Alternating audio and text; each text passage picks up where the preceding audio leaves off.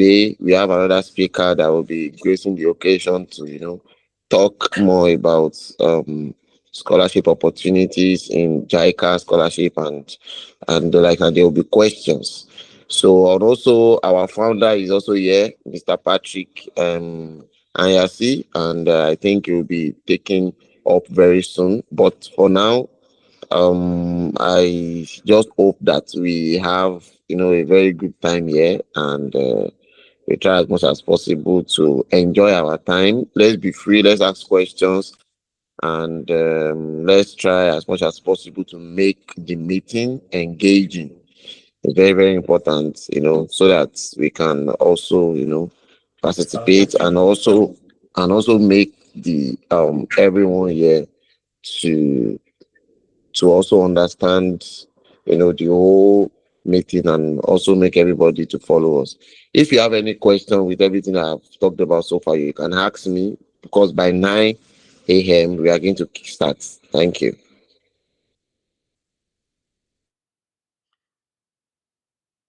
Thank you so much, Mr. Dolapo. We have our guest speaker. He's already here. As you can see, if you look at his bag, he's well equipped with so much knowledge that he's going to be sharing with us today. But let's do well, just like our warm-up speaker have said. Please, let's do well to invite so many other people in the group so that we can participate in this amazing section that we're going to be having. It's going to be once in a lifetime, because we probably wouldn't know when we are going to get an amazing speaker like this in the future. So please send a reminder to the group. Tomowa, if you are here, please do send a reminder to the group and ask everyone to join in at exactly 5 p.m. Japanese time, which is 9 a.m. Nigerian time. We're going to kickstart, because in Japan we respect time so much. So please do well to send your reminder. This section is free, right? It's not paid for, so it's best that you take all of the informations, all of the knowledge in this section. And at the end of this section, there's something that's going to be coming up. I'm not going to spill it out right now, but if you stay to the end, you might enjoy um, a giveaway.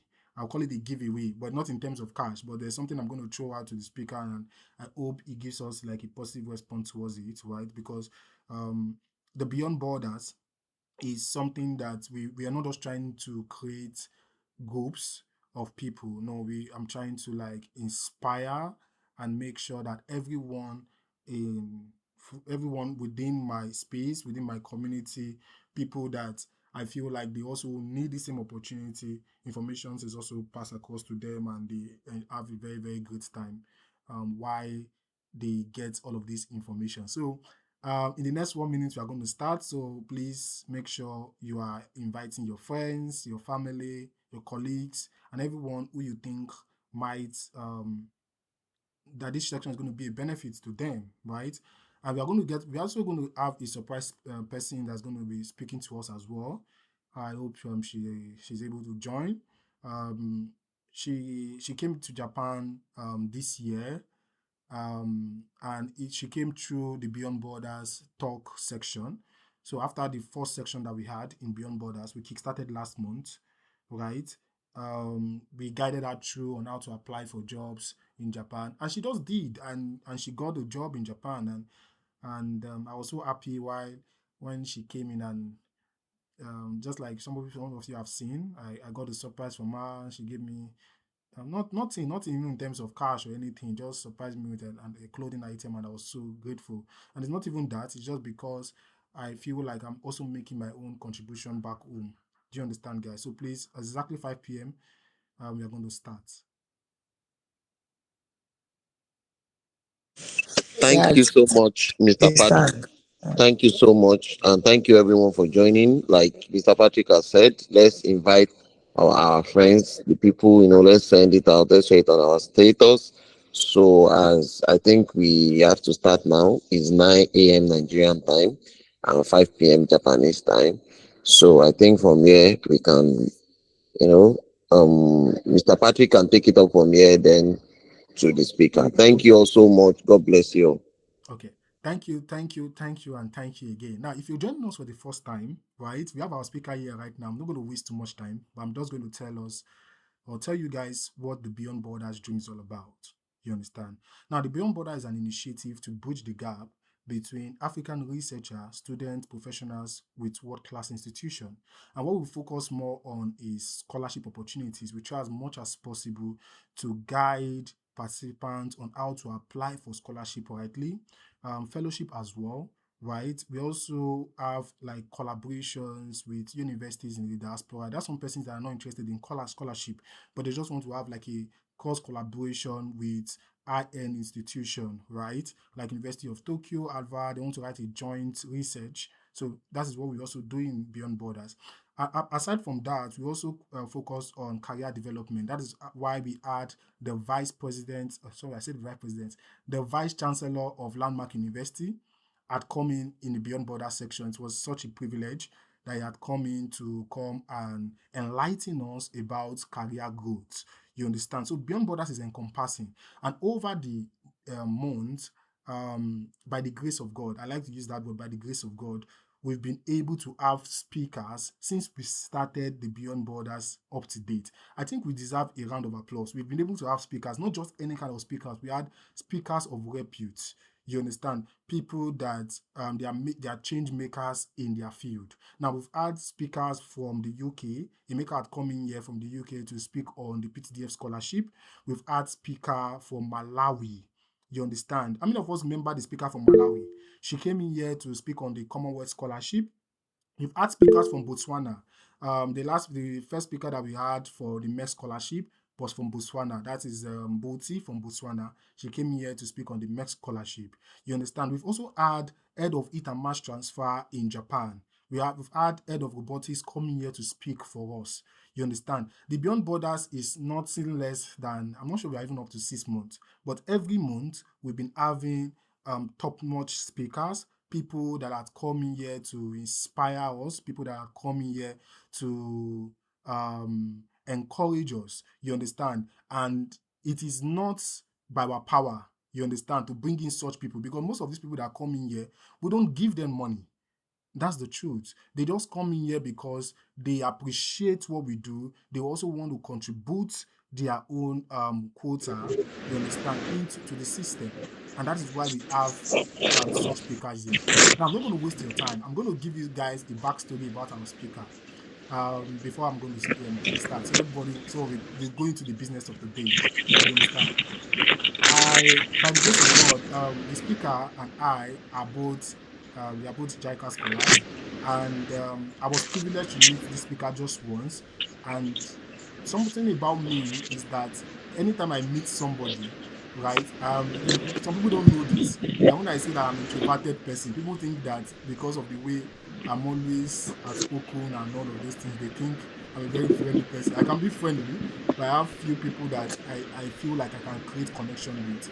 I met him and I found out that he's somebody that aligns with what I believe. You understand, in terms of faith, in terms of his own contributions to the society.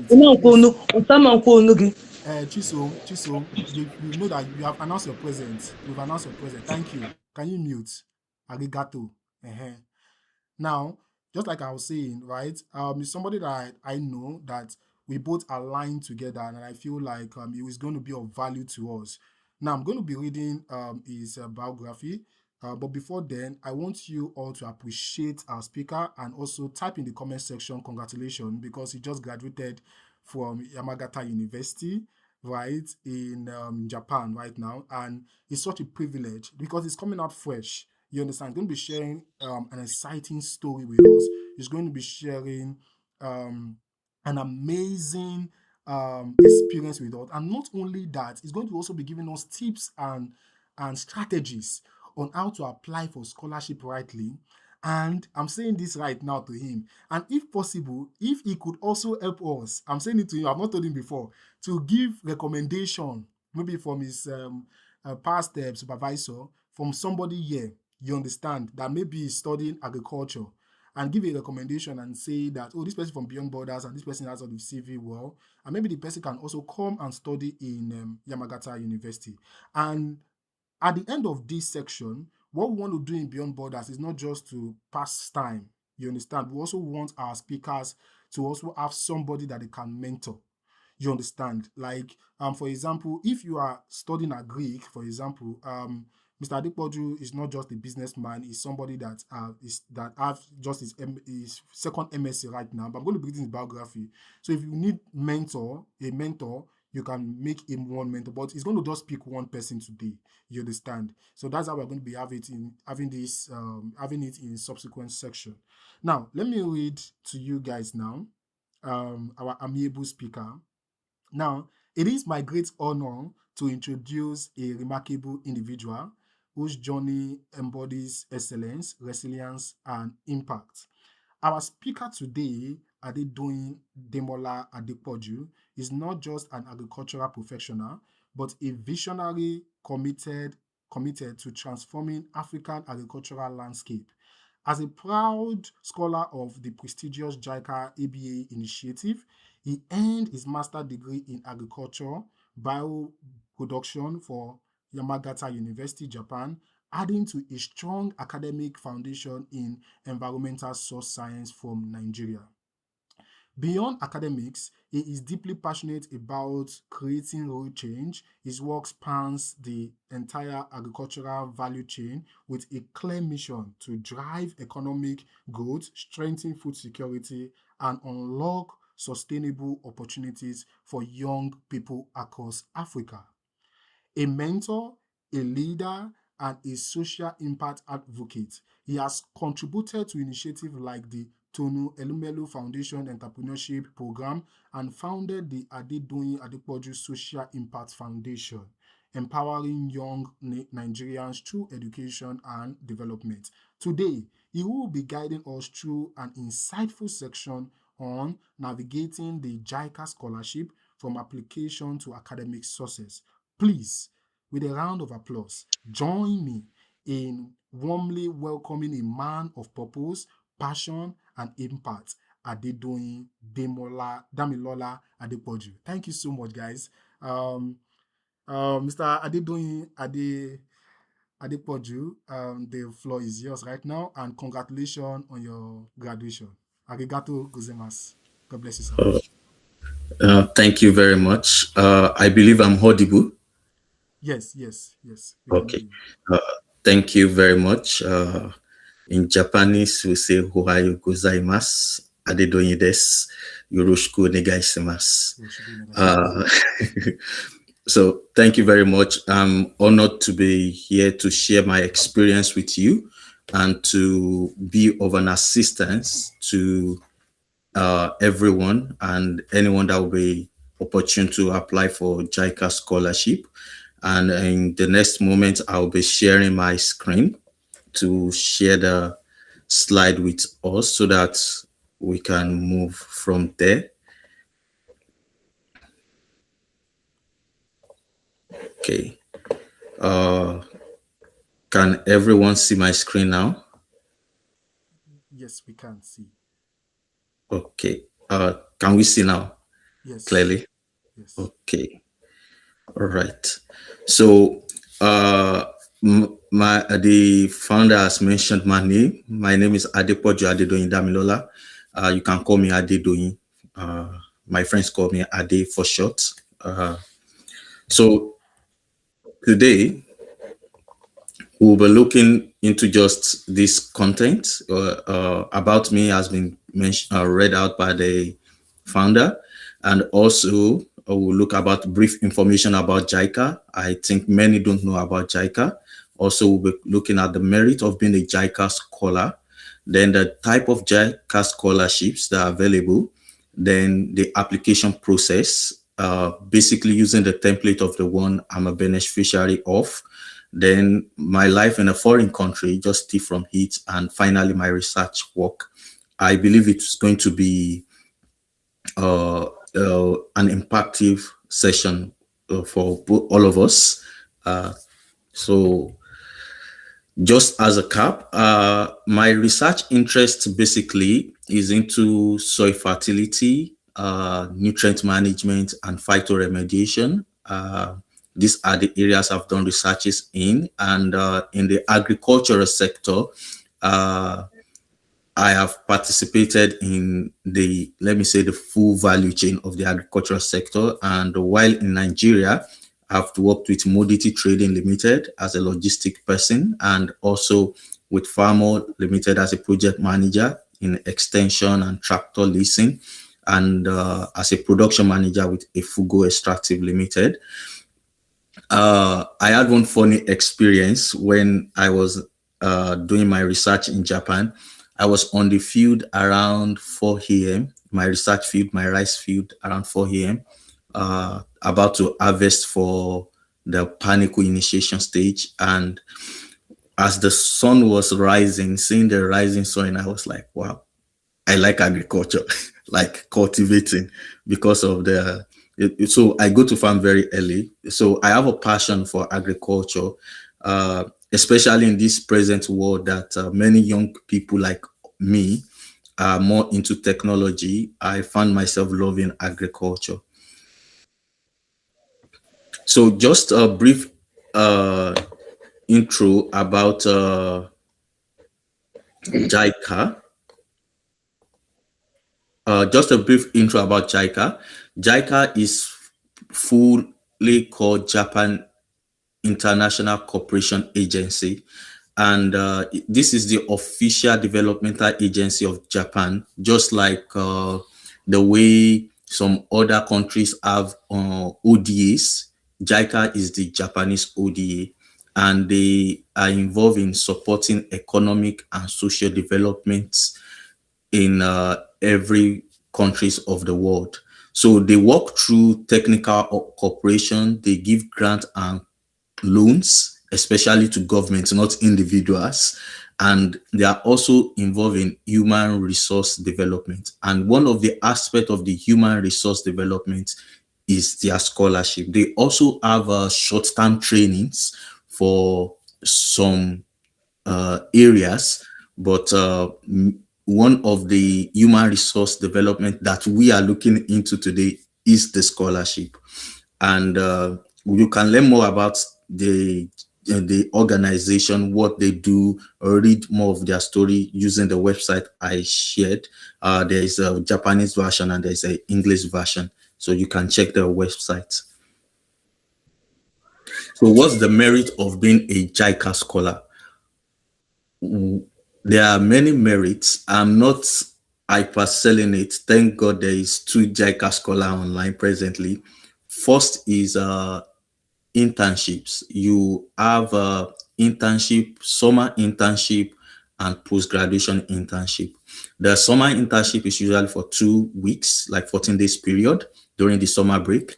And the post-graduation internship is about 6 months with a Japanese organization. Usually you select the organization and maybe 2 or 3 organizations, then depending on the lot, you go to the organizations that is with you, that accepts you. And these organizations also, they work in line with what you are doing or what you're studying, which is very good. I don't think much of scholarships offer this kind of internships. Another one is seminars.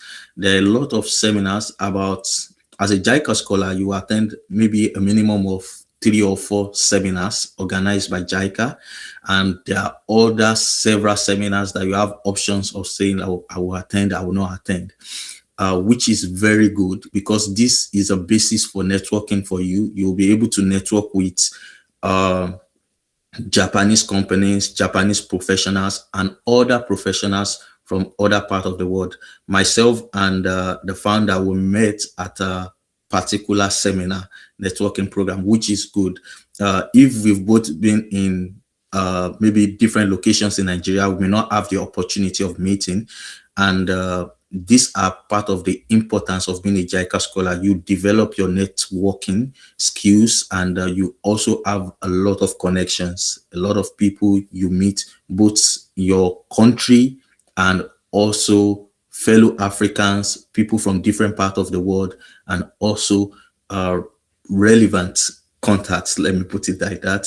Then apart from that, you have developmental trainings. These trainings are very, very important.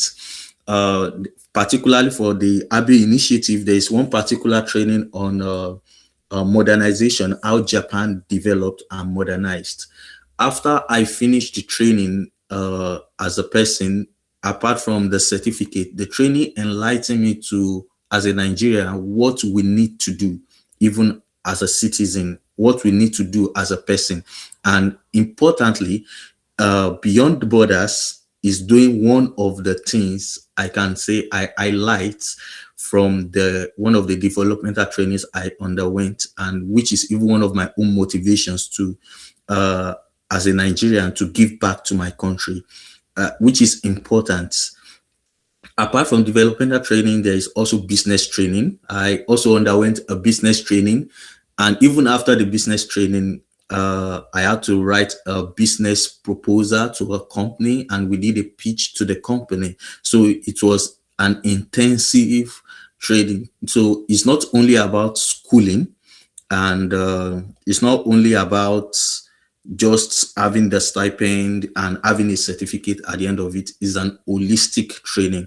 And one of the things I also like very much about being a JICA scholar is a constant checkup. You know, you will just see the email about you feeling your health checkup, like how are you doing? Are you feeling well? And they also send emails to check on your academic progress, which is very, very good. So it even helps you to keep yourself on track, to know that, oh, I'm following suit and this, and which is very good. And one important thing about being a JICA scholar is you are expected to be a bridge between your own country and Japan, and also Japanese businesses, which is also important. So you have a responsibility to bear. I have a responsibility to bear. All JICA scholars have responsibilities to bear. I believe we are still with me and I'm still audible. Yes, yes, we can hear you. Thank you so much. Okay. So type of JICA scholarship courses. The first is the African Business Education Initiative for Youth, which is called the Abbey Initiatives. Another one is the AgriNet. There's also the SDG Global Leaders, and many more. The list is much, but you can check them on the JICA scholars JICA website to learn more about them, about the different form of scholarship. The scholarship, the differences is basically on what JICA is focusing on. For example, in the the Abbey initiative, they are looking at equipping African youths with both educational skills, technical skills, and business skills to support their country, and also to be a business bridge between Japanese organizations and the home country, because Japanese organizations sometimes find it hard to have a market entrance between or operating in African countries. There is language barrier, there's culture barrier, and even the market strategy is totally different. So this is one of the reasons why they have this different set of scholarship courses. You can check more of it on their website. If I put the whole list here, it's going to be kind of like cumbersome, so I just selected a few. So let's quickly look at the application process for using the Abbey initiative as templates. And first, I need to mention that the JICA scholarship for the Abbey initiative, and I think most of the scholarship, are not open to the public. What JICA would do is they look at specific organizations, both public and private sectors. The selection for these organizations is based on JICA's, the home country JICA office, like JICA Nigeria or JICA Ghana, the home country, and they send emails to these organizations to nominate two candidates. And Asura. I'm asking who are Okay, then that was the filling station. please. Can you mute please? 600. No, no, they sorry for person. Not be saying they carry before. Not be saying they carry before. Nobody. Sorry, I have to remove him. Okay. Okay. So it's not open to the public, but the JICA home country send an invitation to selected organizations. And I believe one of the reasons why they do this is because of the responsibility they expect successful candidates to bear. That's one of the reasons why they do their selection like this. So after the companies have been invited to nominate two candidates, for example, my company were invited then to nominate two candidates, but only one candidate was nominated, which was myself. That doesn't mean that you are selected or you will have the scholarship. No, that's just you can apply stage. And after the nomination and the company submit your details and your email address, then the first selection stage starts. And that's usually around September. And the first selection starts with you submitting your documents. This include writing career plan, research proposals, submitting your transcripts, your certificates, whether it's bachelor or master's, need to submit all your certificates. Then after all the submissions of these documents, and also English tests, you have to submit English tests. Then there are some forms they will also send to you to fill, usually in Excel form. So during this documentation time, try to avoid mistakes. Try to be as truthful as possible. The career plan, the research proposals, the submitting of documents, your transcripts, try to make sure that they are original. Also, if there's need for notarization, notarize them so that, and these are things that even as if you are interested in having scholarship or applying for scholarship, you need to have some of these things down, some of your documents like this down. Not that when the time comes, you now start looking for, oh, how will I get my transcripts? As a student that is interested in studying outside the country, some of these documents are supposed to be readily in your, you prepare before the battle. So they are going to ask for some of these documents. The list of it will be sent to you even via the email. So after this selection, this period, if successful, the JICA office reviewed your documentation and they find you that, oh, you are okay, then you move to the second selection stage. And the second selection stage is an online interview.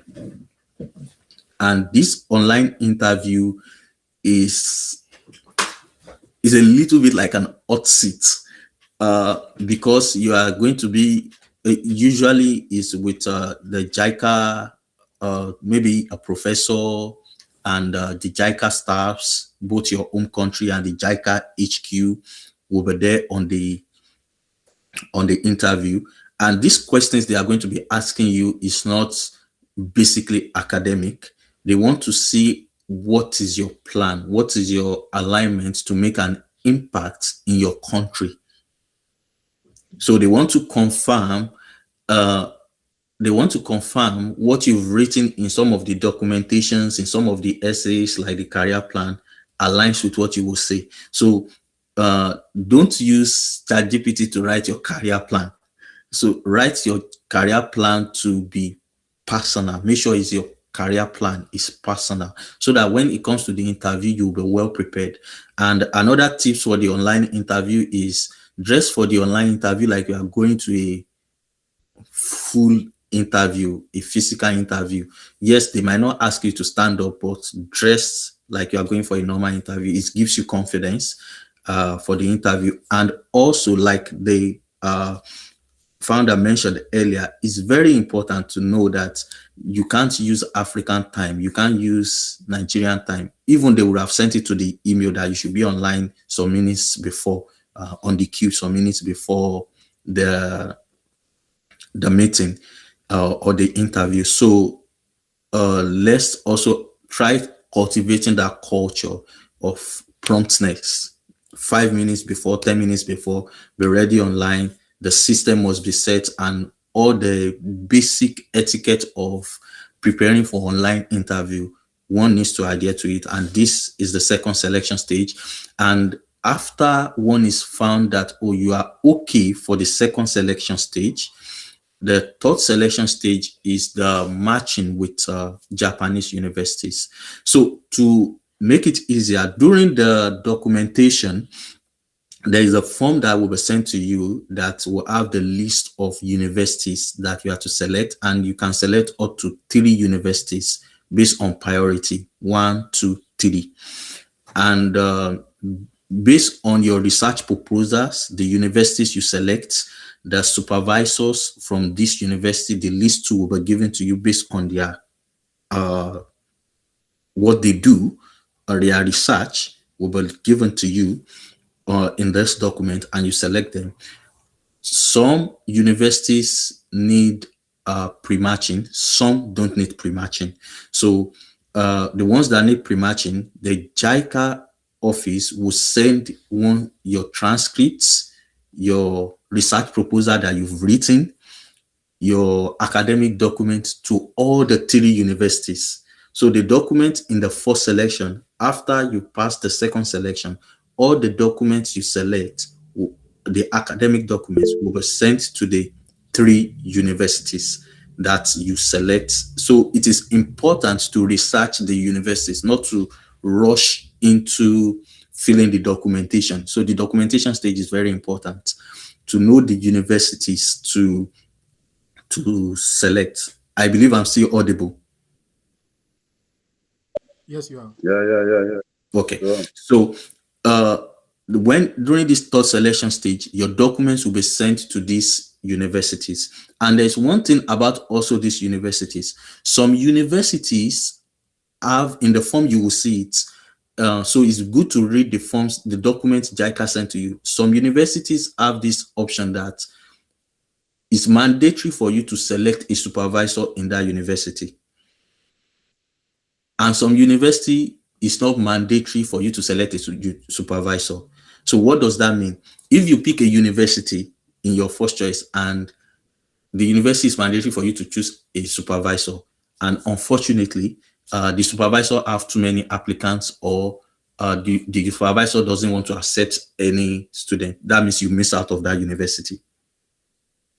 But in a university that has no major, it's not compulsory for you to have supervisor, there's an option that you may be selected or matched with a supervisor, like we do in Nigeria, that, oh, a student is given to a supervisor, not you applying to the supervisor directly.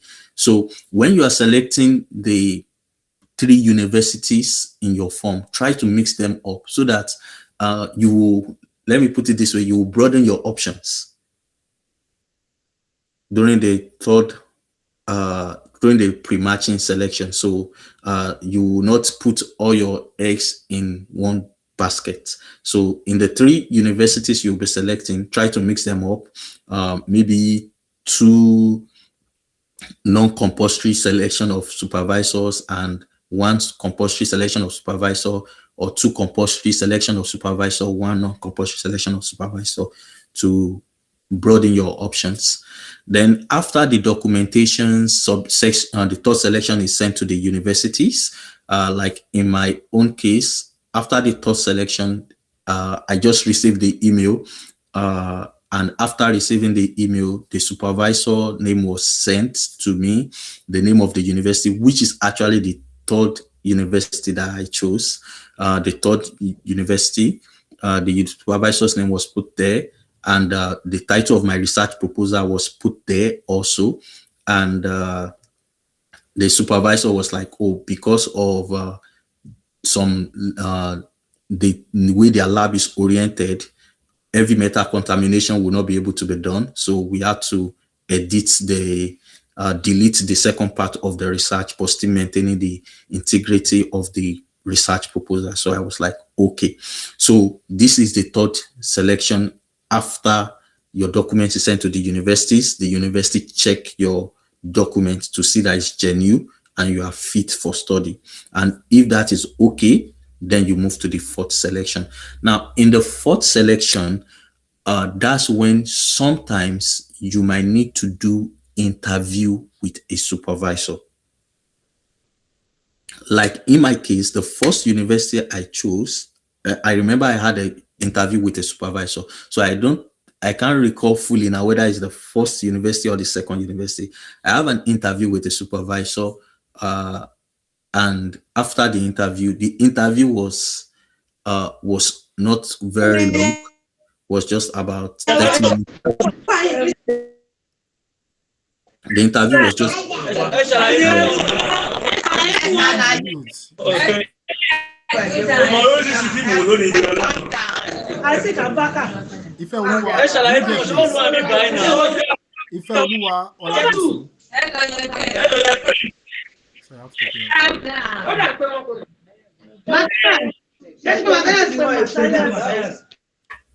Sorry, apologies about here.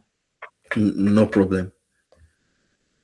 So in the first selection, you have interview you may have interview with the supervisor. That is depending on the supervisor. The supervisor might determine that, oh, I need to interview. Some may determine not to have interview. Like the university I finally go with the supervisor I had, there was no need of interview. But one of my universities I applied for out of the three, I actually had an interview with him. And the interview is just like the normal interview of when you have interview with the supervisor. Tips for the interview: dress appropriately, be ready for the interview. Basically, they want to understand your research world. They want to academic supervisors are looking towards your research competence. And Japanese education university setup is different from the way our university setup is in Nigeria. For example, you work by lab. You are in a laboratory. So there's a research focus for the laboratory. Not that I'm just in a department and I just choose a topic and I have a supervisor. We are given a supervisor and I don't know. You work in a lab. You are focused on a particular research in a lab. Like my laboratory is edaphology laboratory, and direct translation is cultivation soil science. So it's like purely agronomy, and what we focus on is rice. So when we plant rice, we plant it like the local farmers. Even my research field, the university research field, is close to the community farming, the community farmers. So even when going to the research field, you see the farmers field too. So you check your progress, your cultivation stage with the farmers. So if the farmers are transplanting and you are taking 2 weeks to transplant, you know you're already late. So your results will not be that credible. So you have to work time in line. So their university setup is different from our Nigerian university setup and maybe African at large university setup. So that means when you have an interview with a university supervisor, you need to research about that lab very well.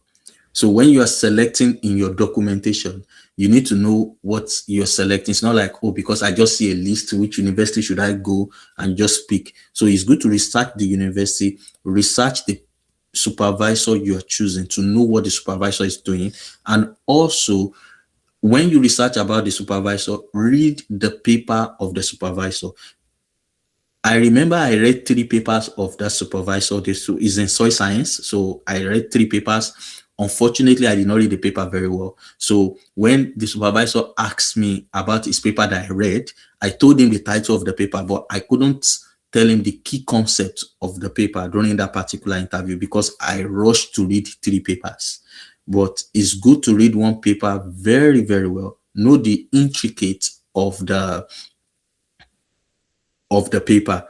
This that I'm telling you by experience, because in my final defense, one of the senseis asked me of one of the reference I cited uh, during my final defense presentation, and it was just about the paper.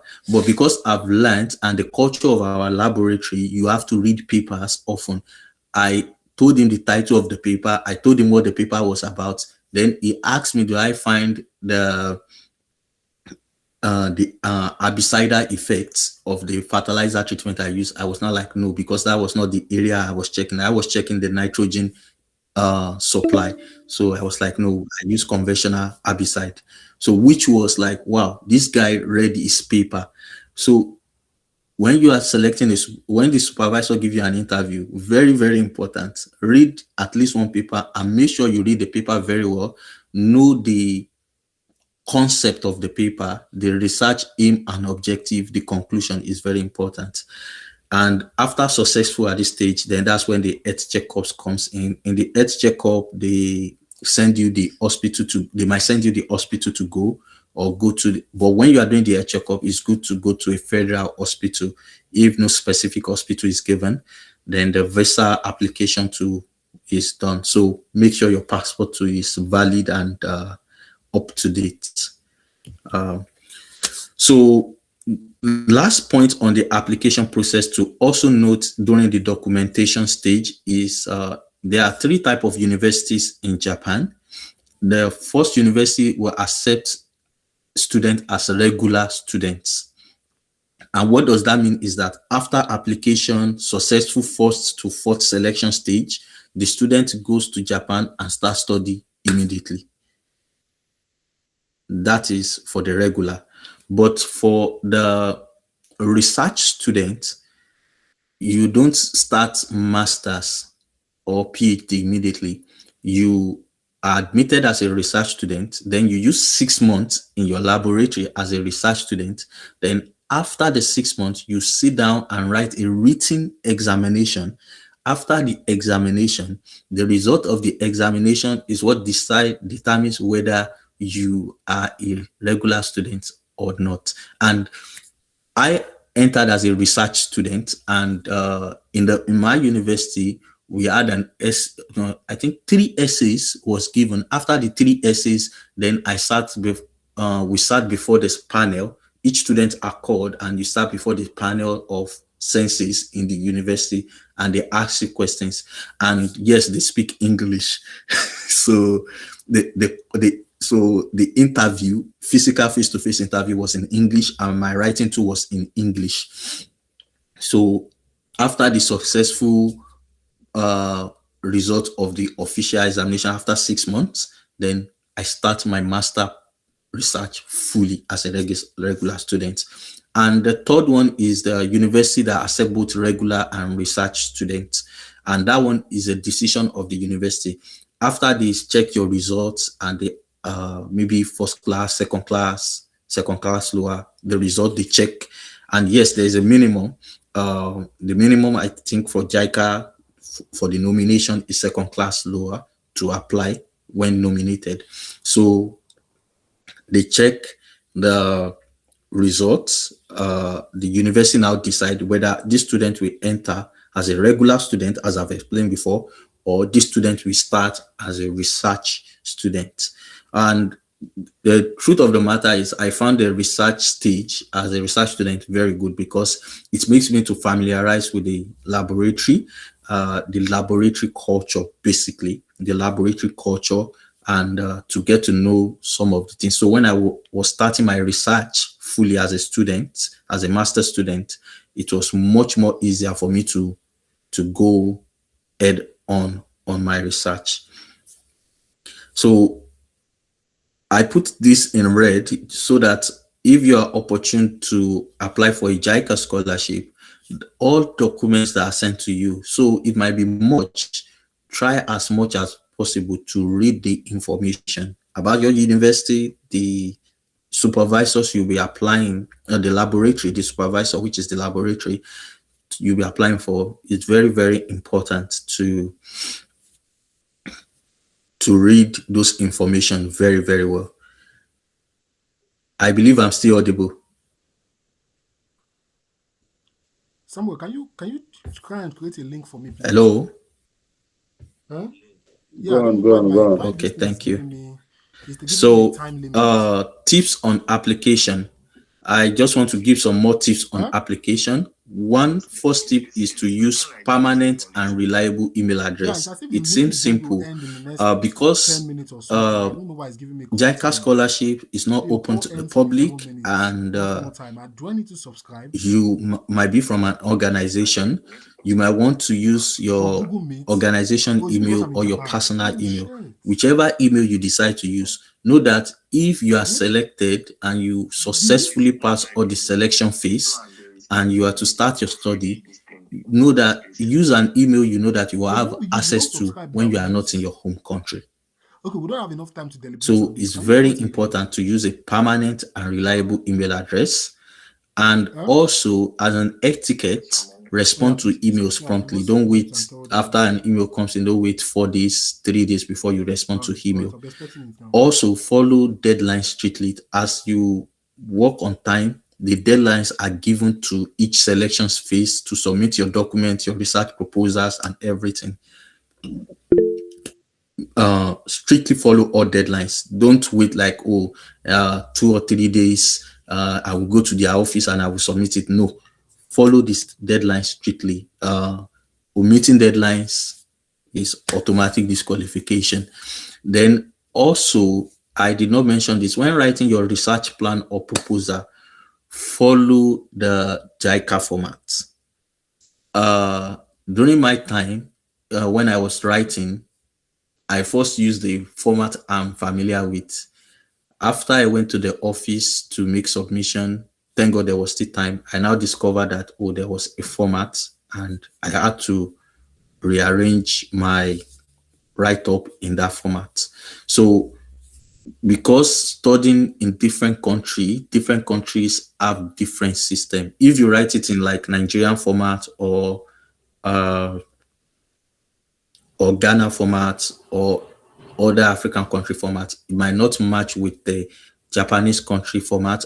And even the supervisor they will be sending your documents to will not be able to read it properly because it's not familiar with that format. So you are writing your research proposal for the supervisor with the intention that, this my supervisor to be will read this and understand it. So you have to write it in a format that they understand.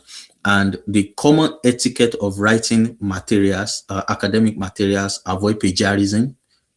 Make sure you do your grammar check. Make sure you check your plagiarism check. Make sure the informations, and also don't say because I'm writing a proposal plan, you are going to make it without references. Make sure you had all the references to sites, and also don't let it be too bulky. Okay. Don't let it be too bulky for the research proposal when writing it. I've talked about the interviews to read thoroughly. So that's Sorry, just that sorry, Mr. application process. Adepoju, for butting Yes. you in right now. So I think we have yes. So my team and I are actually working on another link. Something just happened right now, and it seems Okay. as though that this particular call is going to end in the next 7 minutes.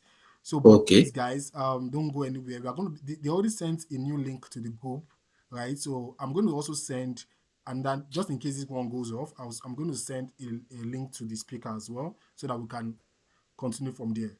Is that okay, Oh, everyone? Yeah. Yeah, you can continue, sir. Just in case it goes off, then I'll send you the new link. okay. Okay. All right, Okay. thank you. Yeah. Okay. Sorry. So Caleb, can you send the link here as well? Maybe just in case some persons might want to copy the link from here.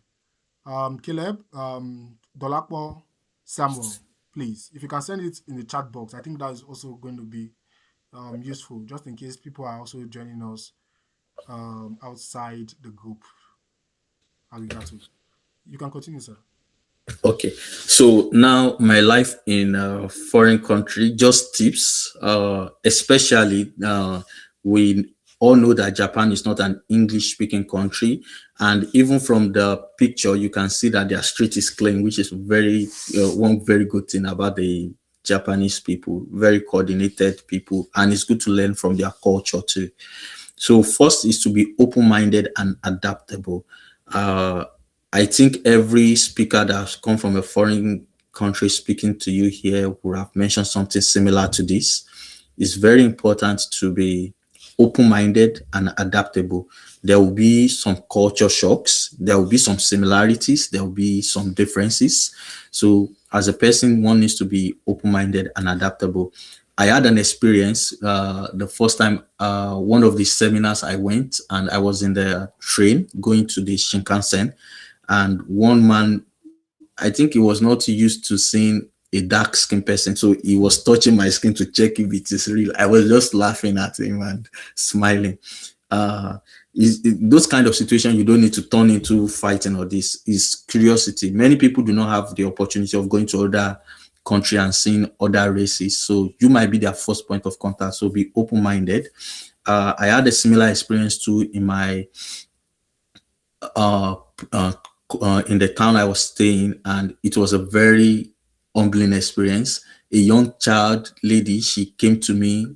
She was with her mother, and she came to me, and she wanted to communicate to me, but it was all in Japanese, and I do not understand Japanese then. And my tutor was with me, which is a very good thing the university do. The tutor is a person like a Japanese student that assists you just to settle in fully. So the tutor was interpreting what the child was saying. And at the end of the conversation, the child gave me a hug. Even the mother was surprised. Even myself was surprised as she was leaving the combine that day.